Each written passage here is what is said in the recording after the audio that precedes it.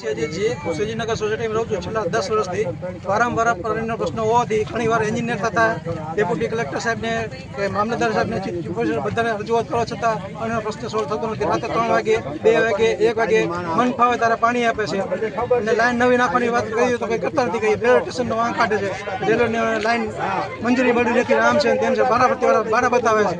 એ જ મારી માંગણી છે કે તમે ટાઈમસર પાણી મળો. જ્યાં સુધી ડેપ્યુટી કલેક્ટર સાહેબ અથવા કમિશનર સાહેબ જ્યાં સુધી પાણી પ્રશ્ન સોલ્વ નહીં કરે ત્યાં સુધી અહીંથી આમ નામ રહેશે, ચક્કાજામ જ રહેશે. ઉમેશભાઈ ઉપાધ્યાય છે. અમે છેલ્લે રહીશી શ્રીજીનગરમાં. 1 વર્ષથી પ્રોબ્લેમ છે પાણીનો. એટલો બધું પાણીનો ત્રાસ છે કે ન પૂછો વાત. મારું ઘરનું માણા વયું ગયું હતું તો ટીપું પાણી નહોતું. મેં બધે ડોલે વિખરાય મળદું પડ્યું હોય ને મારે ડોલે ઉઘરાવા પડ્યું હતું પાણી. વિચાર કરો તમે, પાણીનો કેટલો પ્રશ્ન છે. કેટલા પરિવારોને તકલીફ છે?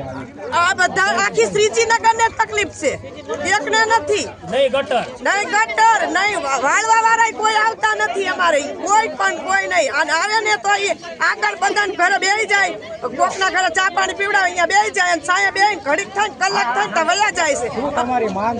અમારી માંગ છે અમને પાણી આપો, બધી ગટર લાઈનની સુવિધા આપો અને અમારા બધી આખે શ્રીજીનગરમાં જે તકલીફ છે એ બધી દૂર કરો. અમે પાણી નથી થાંભવું એટલે વિરોધ કર્યો. અમે આ બધા બૈરા એક થઈને અમે વિરોધ કર્યો છે, રોડ જામ કરી. પણ અમારું સાંભળતા